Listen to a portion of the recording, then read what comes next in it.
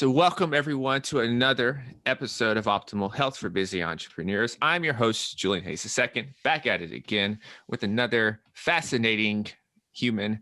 And this is going to be an awesome conversation because if you're like me, oftentimes you have said, I am a perfectionist when it comes to a lot of things. And that has probably stopped you from either maybe producing some work, maybe being very rigid with your diet, with your exercise planning, with your business, starting your business, you name it. And so I'm here with Dr. Margaret Rutherford. She is a psychologist for over 25 years, and she is the host of the SelfWork Podcast, and she is the author of the amazing book, which if you're watching on YouTube, which I'm going to start producing these, I have it here, right here. You can see it.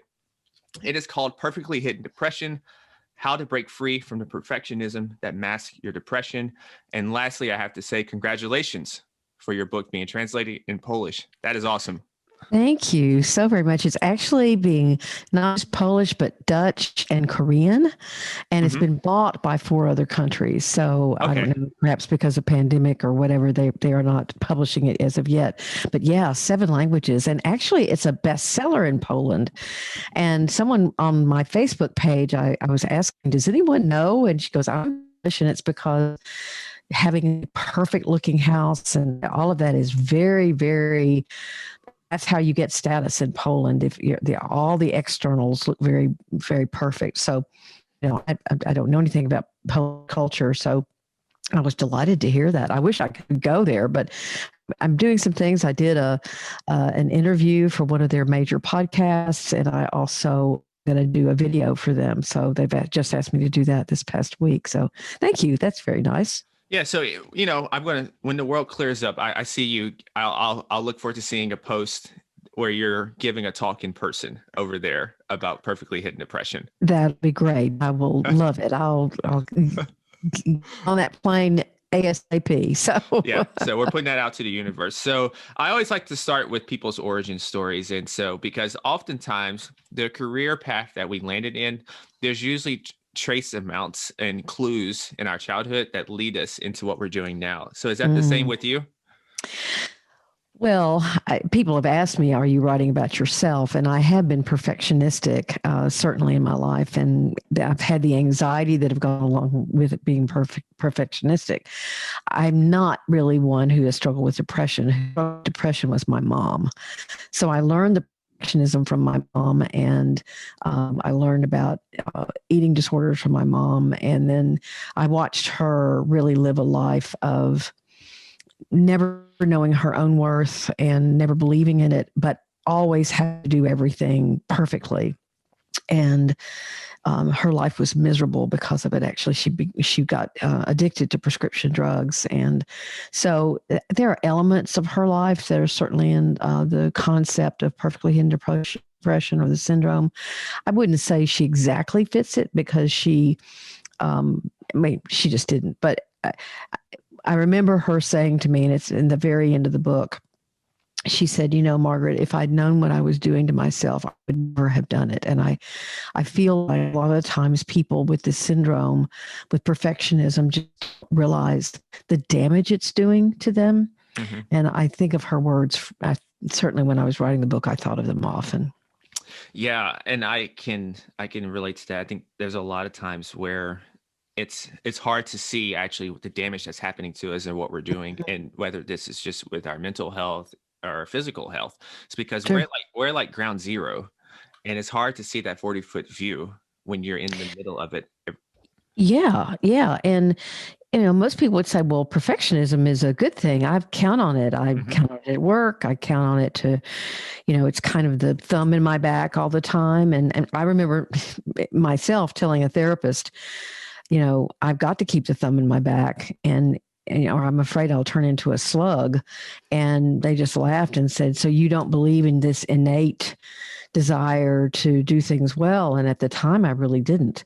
So I learned to believe in that. I learned that I didn't have to try to fit into some square peg when I was really around, I was around. And so it was important for me to learn that.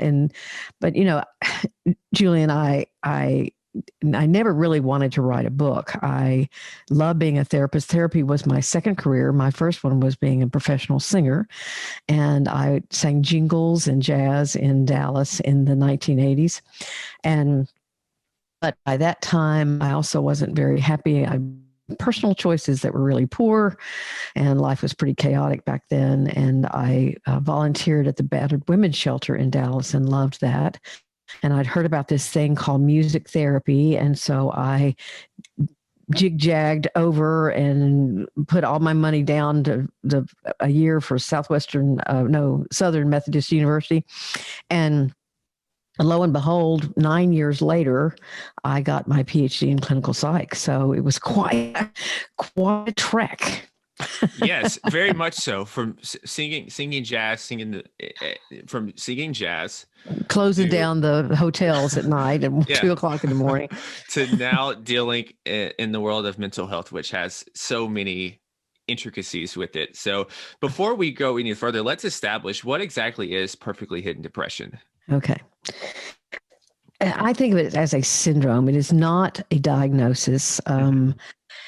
A syndrome is a group of behaviors or beliefs that you usually find together. Probably the most famous syndrome that everyone knows about is codependence. They'll say, I'm so codependent. That's not a diagnosis. That's a group of behaviors or beliefs that you have that you that fall together.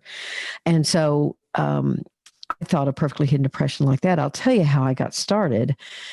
Back in 2014, I was just writing my weekly blog post, and I was thinking about some of the people that I had seen over the years, all who struggled mightily to actually connect with their painful emotions. They discounted them. They denied them. They sort of smiled when they were talking about something really horrible, or laughed when they were describing something horrible that happened. And I would just kind of look at them and say, do you realize you're smiling when you talk about being raped before college? And, oh, well, that was a long time ago. And I just didn't really think it was that important. And I was flabbergasted, frankly. And I thought about those people, and I thought, how would I describe them? And I pulled out of the air the term perfectly hidden depression and wrote a blog post called The Perfectly Hidden Depressed Person, Are You One? Because I did discover that these people were really struggling. They were lonely. They were in many ways desperate. They had eating disorders or anxiety disorders that they didn't talk about or they didn't reveal. They had they didn't reveal themselves to anybody. Everybody kind of knew them for they were sort of chameleon like. If I was with this person, I was what that person needed me to be, and then when I was that person, I didn't have a sense of sort of consistency. So very into meeting the expectations of other people. Well, the post went viral, and I had never had a post go viral before. And then I was writing for the HuffPost at the time, and it was published in 2 days after that. And I received hundreds of emails, hundreds in a 24-hour period of time. What are you talking about? It's like you're in my head. I've never heard about this before. And I thought, well, I'm onto something. So I got curious. And I started looking around the popular literature for what was out there about this connection between perfectionism and depression or lack of ability to connect emotionally. And I found Dr. Brene Brown's work, which of course was eloquent, and I had no idea why I didn't know who she was in the first place. But also, she said that perfectionism can lead to depression, but she didn't talk about it like it could cover. It was a masquerade going on that these people who might look like they were perfectly happy or had perfect looking lives, actually the depression was concurrent. So I started writing about it and trying to research about it and figure out what I thought it was. And I started asking for people to respond to me and volunteer to talk to me if they identified with it. Well, sure enough, a lot of people did. And they risked coming forward. Some of them remained anonymous, and some of them let me know who they were. And I heard Julie and I heard from a brain surgeon, a motivational speaker, an advertising exec, a graduate school student. I talked to about 60 people overall, and their stories hung together in the sense that they'd had an early childhood experience of some kind in their families, in their cultures, in their gender identity, in whatever. They'd had these experiences that caused them that they had to adapt to in order to sort of emotionally survive. And there were a lot of them. There were diverse paths, but they all had come up with this strategy of kind of their emotions staying underground, and they had developed this ability to stuff away, or what we in psychology call compartmentalize emotions, pain of any kind. And either eventually that process became so automatic in my thinking that it went down under. It became unconscious. It's like when we learn how to drive a car, we have to very carefully think about what we're doing. And then all of a sudden you can't remember how you got to work. It's unconscious. You just do it without thinking about it. So that's how the whole thing came to be. And all of a sudden I found myself not just a therapist, but a person who wanted to write a book. And I was lucky enough to get it published. So. Yeah, and the book is definitely it's a laborious project. It nearly killed me, frankly. I think I had almost every common illness you can have, from colds to my primary care physician kept saying, "You again?" And I'd go, "Yes, me again." It was really hard. I think the hardest thing I've ever done, except perhaps childbirth. And it lasted a lot longer. So, but it was, I grew a lot. I learned a lot. I've met so many wonderful people just like you who are either interested in it or want to talk about it. I've heard some of the most tragic stories I've ever heard in my life. And I'm passionate about the topic. So thank you for having me on. Yeah. And you know what initially drew me to this is because listeners know I say this a lot, and I even write it at times as well, is that I say that success can have dark sides to it. The pursuit of success can have dark sides to it. And I talk about how it can be. Well, I knew this because I did some introspection with myself, and and there's prices to be paid. And at times I think that the more you try to push yourself, the more you try to get uncommon results, the more that you can start to feel lonely. But I think for people like that, they have this ability, this skill set to, like you said, compartmentalize and almost just morph into the identity that's needed to thrive in whatever situation. Exactly. I mean, our culture loves perfectionists. We reward perfectionists. We teach our kids to be, perfectionists. How many times did I hear, if it's worth doing, it's worth doing well? It's and with social media and the internet and the world getting so much smaller, it's really become harder to feel unique, and harder to find your own version of success. And I totally agree with you. And you obviously have looked at this pretty hard to know that that's the truth. And you have the ability to understand that have an underbelly as well.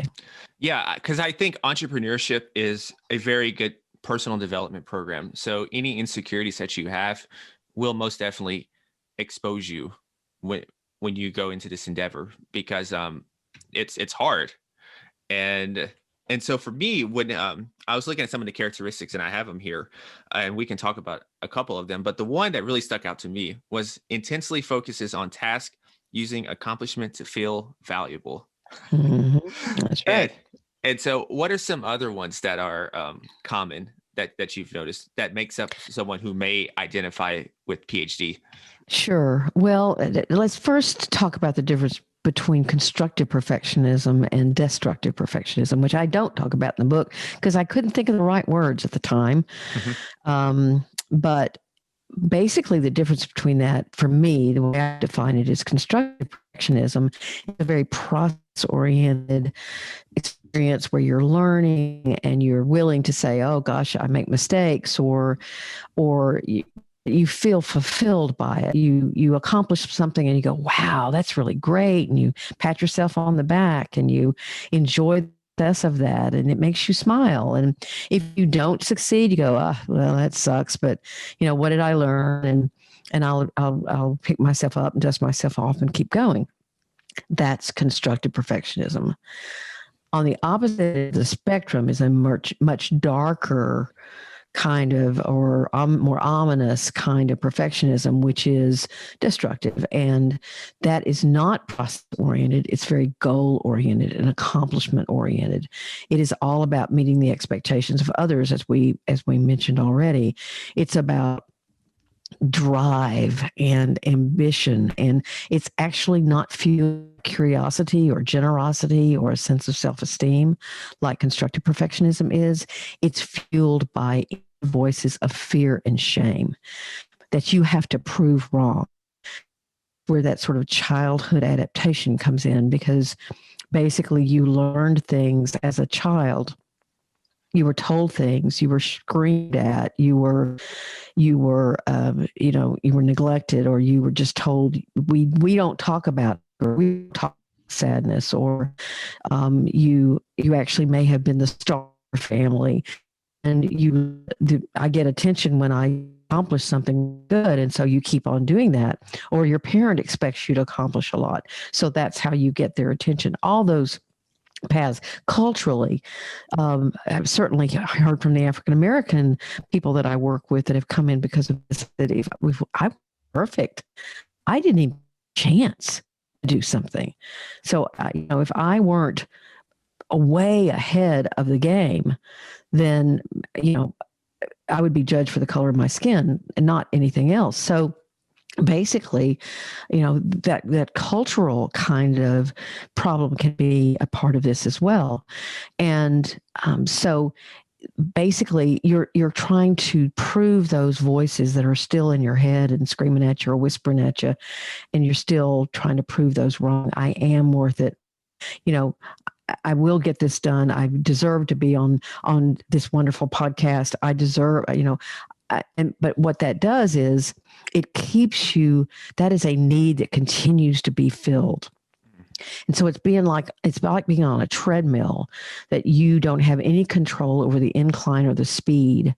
You just have to keep going and going. And as soon as you finish one accomplishment, it's to the next and the next task and the next task. And that it is the acquisition of task accomplishment that gives you a sense of well-being or worth. Okay. So I'm thinking here. Very long answer. I like that though, because I was actually thinking about myself a little bit. And so if I'm a devil's advocate here, thinking about this. Sure. Couldn't I say that having some of this destructive perfectionism helps me kind of operate with an edge and give me an advantage and a drive to accomplish various goals? So could you have a little destructive criticism still that you take with you, but could you have some type of ratio of both of them? Well, I think if you have both of them, then you're not going to be on opposite sides of the spectrum. You're going to be in the middle. Mm-hmm. You're going to have, gosh, yeah, my dad used to scream at me that, I would never amount to anything, and now I'm a multimillionaire, and or a millionaire would be fine, mm-hmm. and I can't quit my job because how much money defines good enough, mm-hmm. Or you can be, okay, I believed my dad when I was young, and I realized I've spent 10 years of my life trying to prove him wrong, but you know what? I'm going to give that up now because I realize I have to, but all of that takes self-awareness. And so, I think you can have a little bit of it, but and be aware that that's in your head, but at the same time, if it is governing your actions or you're not aware of it at all, then that becomes a real problem. Okay. And so those people who would have a lot of destructive perfectionism don't even notice that. So, because I think about that, because I think about in sports, there's a lot of my favorite athletes had this dark side to them. Mm-hmm. But for them to even notice that they had this dark side and to channel it, they have awareness. So that's part of the constructive side of things. Is that more awareness? It leads to certainly more constructive. But I've dealt with people. A man comes to mind who was very successful, and then he retired and he started drinking and he gained a bunch of weight. And he'd always said, and his wife was unhappy with him and didn't know what was going on because he'd always been kind of a jolly fellow. And all of a sudden he seemed to be falling apart. And he came in to see me. And he was telling a story about how his mother used to throw rocks at him and scream at him to go away, that he was just, she cussed at him. And he was laughing. He just thought that he was uproariously laughing when he told me the story. And so I said, oh, well, that's pretty funny. I said, don't you have a grandson? He goes, yeah. I said, let's ask him to come out to the front yard of my office and we'll go get some rocks and we'll throw them at him and he'll laugh, right? He goes, no, he wouldn't laugh. He'd be scared. And I said, well, why? Because he'd be hurt. And I said, and you're that little boy, but you're forcing yourself to laugh.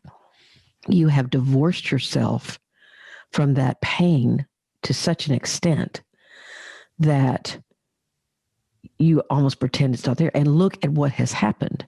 Your source of affirmation is gone. Your job, where you got all that sense of I'm successful, is gone, and you're falling apart. So, it was like light bulbs going on for him, and he teared up a little bit, and he said, I can see that. And he said, now I can't see it. I see it so well that I can't see it. And that's the kind of transformation I see in people, that all of a sudden they realize the lack of compassion they've had for themselves. And, again, I think your thought about, well, can't you have a little bit of that, I'm going to prove them wrong, or I'm worth it and I'm going to make it work. Sure. I mean, you can have enough of it, but if you don't have any compassion or awareness of where that comes from and treat it very tenderly and make sure that it's not driving you to an extent where you lose sight of its power, then that's when it's becoming a problem. Makes sense. And I can see this. You're talking about that guy. I can see this with people, maybe when it comes to their looks and they're, oh my goodness. So, cause I think I've had friends where they've done some of these fitness competitions, and for whatever reason, maybe they get hurt and there's a long layoff, and that sense of what they're known for, that pride where they get acknowledged, is gone for the time being. They're not in the limelight, and you start to see kind of those destructive behaviors kind of take place or something to fill a new void. I worked with, again, another man. It sounds like I only work with men, but I work with men and women. But he was an internationally known, I live in a small community, so an internationally known sport that a lot of people do, but he was old to do it. And he was ranked worldwide for his age. He was an incredible athlete at this sport. And but his body was breaking down. I mean, his doctors were saying, you won't be able to walk very long if you continue doing this to your body. And he was in a horrible depression because of it. And he looked at me, and he just said, I don't know who I am without this. And, it turned out that he had he had a lot of perfectionism, destructive perfectionism. And so we worked on it. Not quite so successfully as the other man, unfortunately, but I just think it's awareness. The other, it's not just self-compassion; it's also self-acceptance. These folks, and Dr. Brene Brown, of course, writes and speaks so eloquently about this, don't want anyone to see their vulnerabilities. Sometimes they don't even want to reveal them to themselves. They see that as weakness. If I reveal my vulnerability, it's about weakness. And I really think that, self-acceptance is all about not are understanding that your strengths don't define you any more than your vulnerabilities do, or nor vice versa. Your vulnerabilities don't define you any more than your strengths. I shared with you a few minutes ago that I had a very chaotic decade in my 20s, and I did. And I married and divorced twice during that period of time. Now I've been married now for almost 31 years. And so I finally chose better and wasn't stupid and grew up. And, so I have 3 marriages in my history.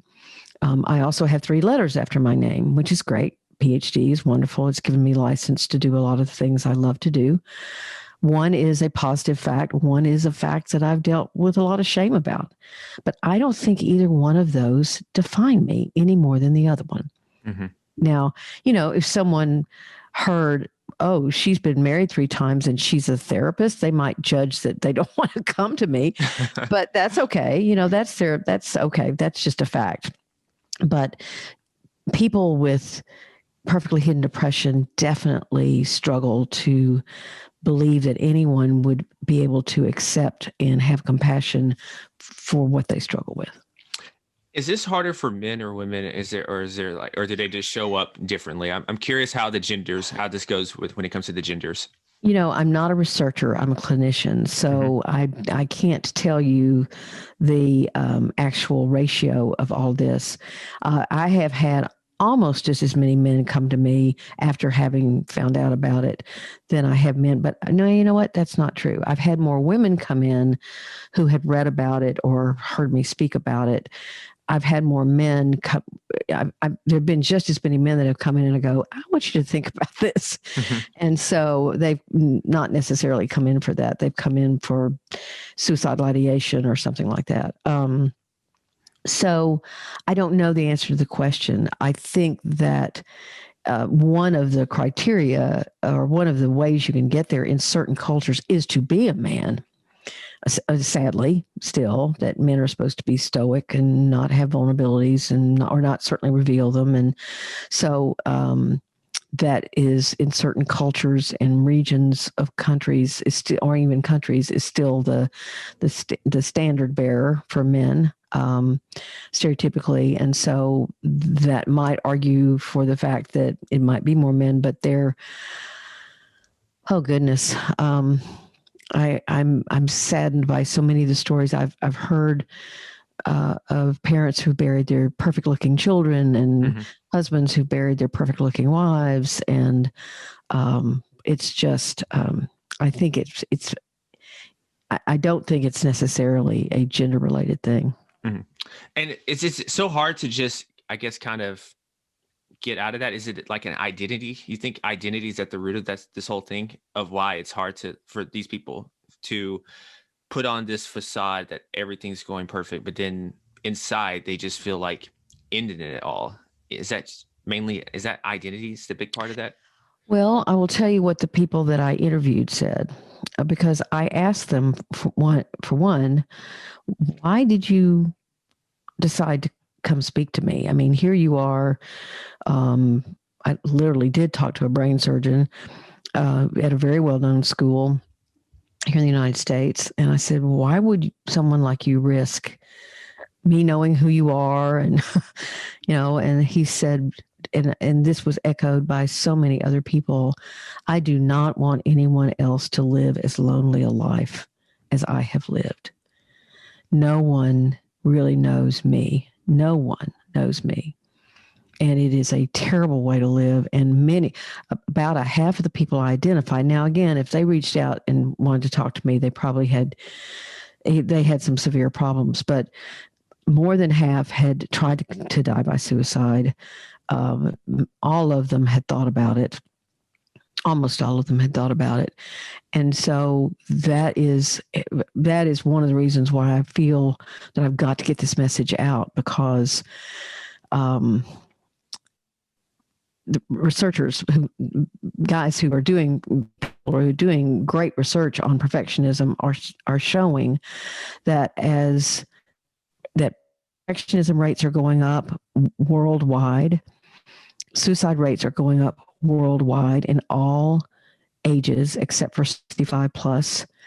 And they are significantly correlated, especially one type of perfectionism, which is called socially prescribed perfectionism, and is definitely about, needing to meet the expectations of others. So it's getting very, very serious. I will tell you about this time last year. So to answer your question, and then I'll get to that. I don't think it's as much. Well, it's an identity, that's for sure, but it is a very, what looks like a very sturdy identity externally is actually very fragile, and there's a lot of fear of being found out, not like an impostor syndrome necessarily, but afraid that someone will see through the facade of everything looking really good. This time last year, I was contacted by two Florida women who I did not know, who have since become friends, and one of them had a good friend that had killed herself, and she had 3 children, community healer, and community, people loved her. Her husband loved her. She was beautiful, supposedly. And at the funeral, her husband had come up to the person who contacted me and said, I found this book on her bedside, and it was my book.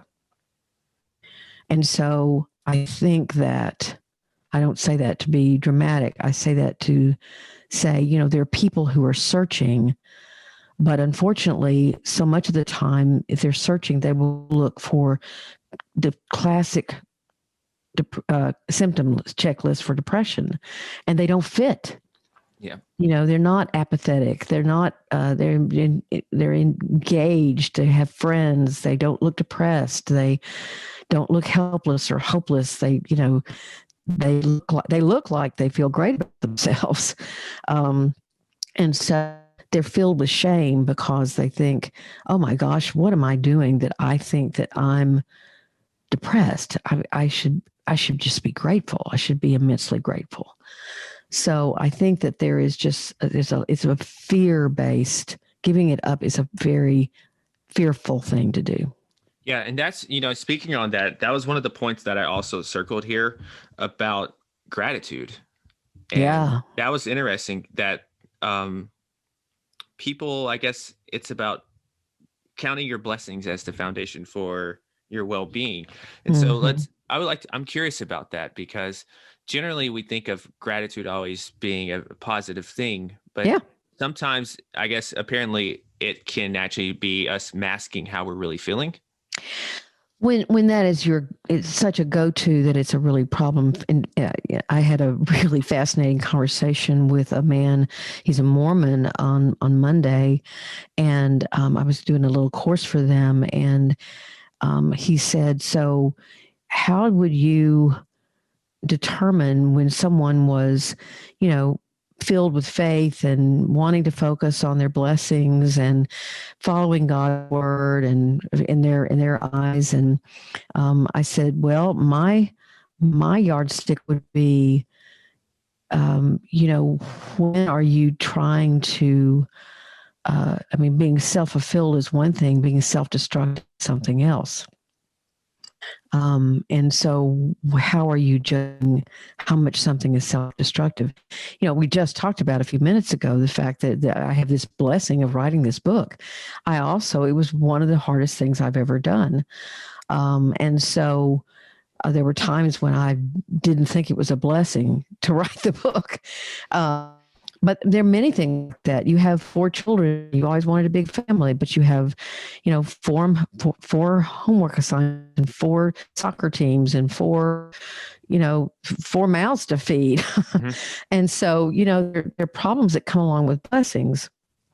And the problem is that people shame themselves for being able to acknowledge the underbelly of a blessing.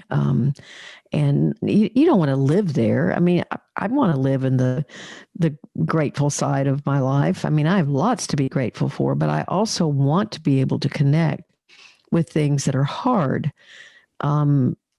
and not live there and spend much time there, but I want to be able to connect with those emotions. That's what health is, I think. Okay. And so say someone identifies with some of the symptoms here. Yep. And how do you go about, how would you recommend that someone goes about mitigating it or getting a hold of it? Well, I mean, I guess they could go to my website and find out. There's a questionnaire there. There are all kinds of things. I mean, there are not hundreds of people talking about perfectly hidden depression. If you walk into your primary care office and they say, "Oh, I have perfectly hidden depression. Can I have a pill for that?" They're going to look at you like, "What? You're what?" Yeah. Now there are more and more. I will say that, but I think that what you have to do is begin to be very honest with yourself. Especially, the treatment strategy that I came up with that was, I didn't even think I was going to have to do that. And they said, you have 2 weeks to come up with a treatment strategy or we're not going to publish this book. I was like, oh, okay. Yeah. I think all books love to have like some kind of steps and strategies or something. Sure. Some formula. And I got it, but I was like, but I have 2 weeks. So, but the commitment to it and seeing it as a problem, when it emerges as procrastination, I think perfectionists say, oh yeah, my perfectionism is a problem because it's procrastination.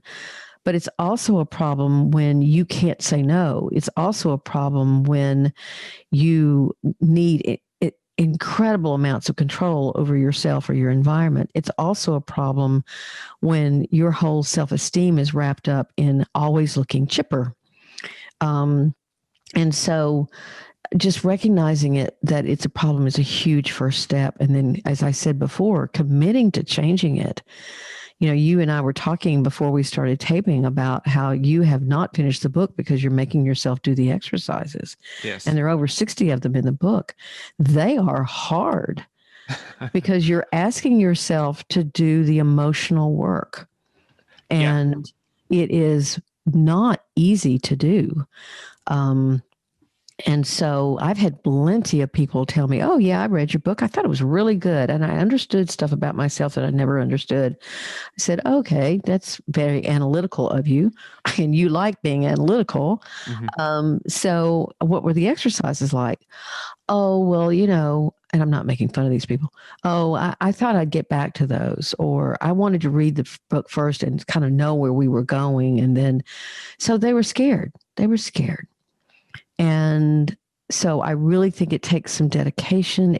You can, I've had people say, I'm in therapy, but I don't even know how to talk about this. And I say, well, you just look at your therapist and you say, I haven't been able to give you a full portrayal of what I deal with.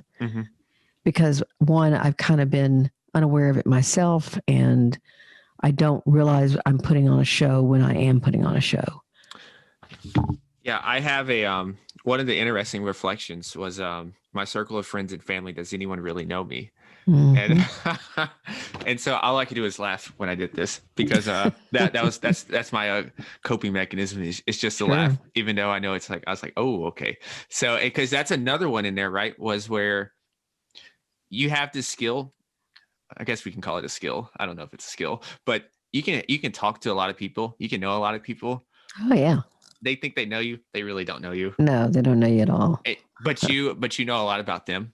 And especially if you know, like the podcast, having a podcast now, I've gotten really good at asking just people questions just in my day-to-day life. Yeah. And people just tell you everything. And then you just give like a little detail here and there of yourself. And then you just keep going. So that was a very interesting one, where it's like, even my closest people that I knew didn't really know everything. Right. Or once again, it's another example of compartmentalizing. Certain friends will know this. Other friends will know a different thing. Right. Never the whole story. The whole picture. Yeah. Yeah. I now understand why you're reading the book. So it's Yeah, it's been eye opening, and like I said, it's been testing my patience, because I love to just read and finish books, because Mhm. it's a accomplishment. And so I was like, I'm going to promise myself to do these. Good. You're doing it the messy way. Good for you. Yeah. So, well, I have to, I can't be a hypocrite to listeners and clients when I tell them to do stuff that's tough and they don't want to do it. So, Well, my own perfectionism is still alive and well enough to where, as I was writing the book, there was a time when I was really struggling with who am I to write this? And, there were those voices. Who am I to write this? What do I know? And I just was, I would I get up in the morning and stare at the screen, just stare at it and think, I just don't have anything to say. And I don't even like what I've already said. And so one morning I got up and I thought, okay, I'm going to write about this feeling. mm-hmm. And what evolved were a couple of paragraphs about the fact that as soon as I wrote this, not only would it have imperfections within it already, but I would have experiences or talk with the Julians of the world and say, oh, I just figured that out. Or, oh, there's a term for that I didn't realize. Or I should call it an adaptation instead of a strategy, or, whatever. And sure, I mean, that has happened in the last year and a half. I mean, I've learned more and all that since the book was written. And so I had to come to peace with the fact that I was going to write an imperfect book about perfectionism. And it was going to be in my voice. And maybe it was going to be something someone else had said in other words, but it was going to be my words might mean something to someone. Mm-hmm. Might not, might. And so I had to get comfortable with that sense of these are my words and they have value. It's going to be imperfect as well. I can relate to that. I can relate to that starting the podcast and also just starting to write articles for different publications and thinking because I didn't have a formal background in either. So it's like, who am I to do this? And sure, I think other people have already did this before, but then someone thankfully shared with me that, the way you have your words, the way you're going to present them are going to be unique. And it could be it could be just the very thing that someone needs to hear. So, so that's very good. And I think that's a great way to start in this segment. And so now I want to do a few just random questions here. Oh, all right. Yeah. So let me get a sip of tea. Just a second. All right. What type of tea? It's a Louisiana. Mm-hmm. Okay. So what does success mean to you? Funny. I just did something on Instagram about this.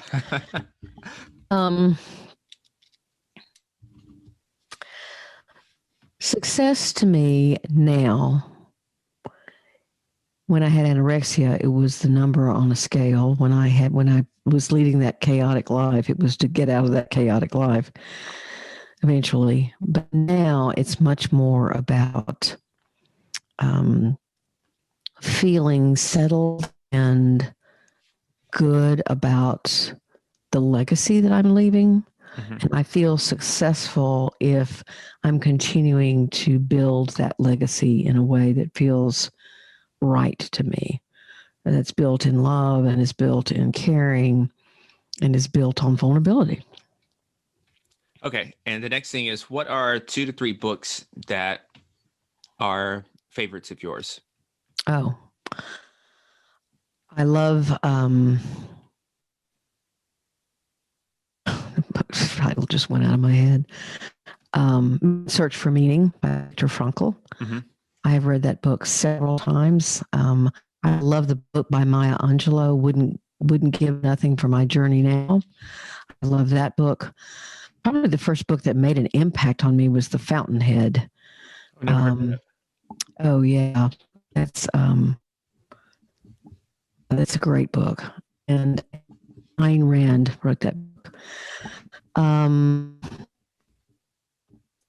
And yeah, those are the come to mind. Okay. And the next thing here is we got to talk about music. I'm a big music person, so sure, I couldn't leave this out. So who's maybe let's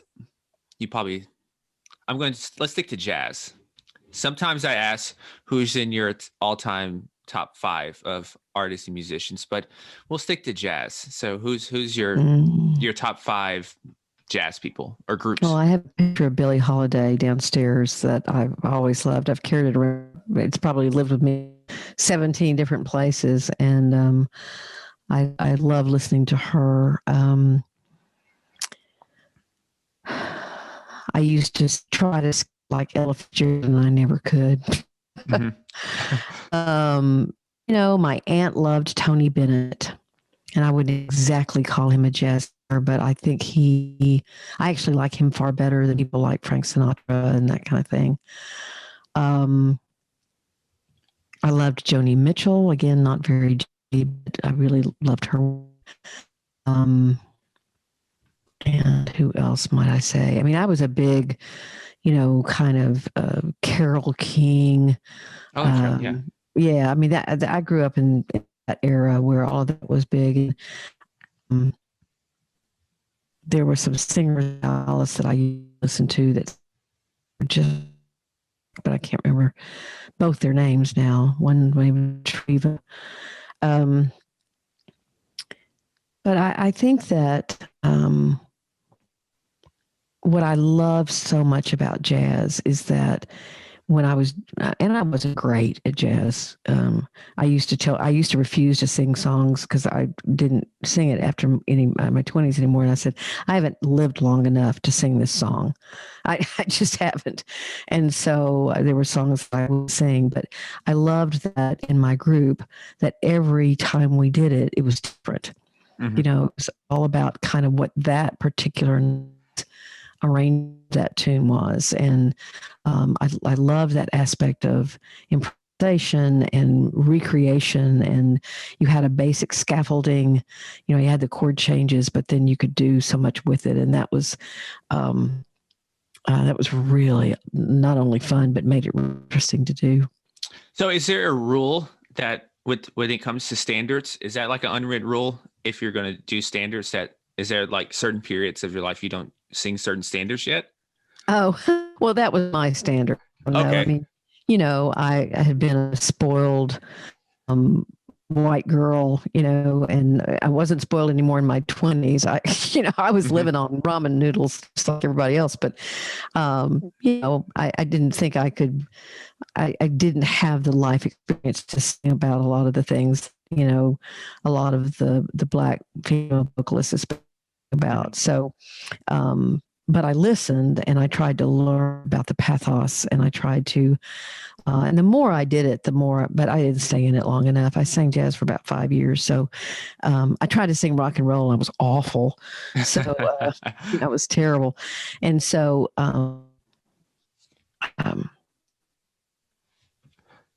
yeah, I mean, some of the standards were just very meaningful. Interesting. I'm always curious to learn more about that world. Because I have jazz and classical music on throughout the day as I'm working and just thinking and stuff. So I could probably talk the whole podcast about that. So yeah. So well, I've been out of the music world. When I started writing, I stopped singing. So I haven't sung now in over a decade. So I'm a little rusty on all that. So the last question here is what I always do is that someone comes up and taps you on the shoulder and they say, Dr. Rutherford, first of all, I loved your book. But secondly, do you have any advice on perhaps 3 things that I can do today to start becoming a superhuman entrepreneur? What would you tell them?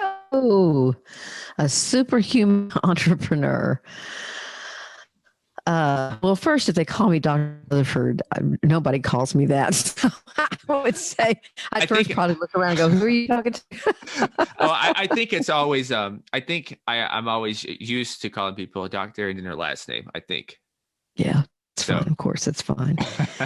I was on Chris Doe's podcast, a year or more ago, and he asked me, his whole deal is he really is an entrepreneur for creatives, and he's all about creative people and helping them. And I think that and I'll go back to a little bit of the constructive, destructive perfectionism thing. I think you have to be just as dedicated to having a fulfilling process as you do having your eye on the accomplishment. If you're trying to create the perfect boutique or the perfect painting or the perfect psychology practice or whatever it is, you're going to, shoot yourself in the foot, as we'd say in Arkansas. Mm-hmm. You're going to be so driven that you're not going to enjoy the process. And it is the process where you learn, I would say, and it's certainly something I've learned in my own life. You don't know what the journey is going to look like when you start it. And you may think you do, but you don't. And you make decisions all along the way, given what you've learned about the journey so far. And that means you make a lot of transitions, and that means you drop one thing and start another. Or that means that you go a slightly different direction. I mean, I grew up thinking I was going to be an author, and then I was jingle and jazz, and I did my college degrees in French, and that was really helpful. And then I was a jingle and jazz singer, and then I was a music therapist for a very short period of time, and now I'm a psychologist and a podcaster and an author, and I didn't know any that was going to happen. So I think if you want to be a superhuman, I would drop the superhuman. I would just settle for, I would say celebrity is not success. Mm-hmm. You feeling like you have sustained your own qualities and your own motivations, your own value system while you have done it is so much, you're going to feel at the end so much more successful than if you have attained 200,000 likes on Twitter or follower Instagram or whatever. I realize that has become the standard, and it's hard to stay off that treadmill. I myself, gosh, I'll look at somebody going, how did they do that? And I think, do you really want to do that? No, don't do that. And yet I, as I said at the beginning, my own definition of success has changed drastically. Because I think I have learned how to stay very true to my own voice. Awesome. That's a great way to wrap this awesome conversation up. I can't wait to go back and listen to this again. And so before I leave, where can listeners get your book and also keep up with you? I have the very creative name of drmargaretrutherford.com as my website. You can email me at askdrmargaret at drmargaretrutherford.com. My book is on Amazon, Barnes & Noble. You can order it through your indie, your indie books, wherever you like to give them business. They can certainly order it for you. You can also order it from the New Harbinger, and you save a little bit of money. Mm-hmm. It's an ebook, audiobook, and paperback.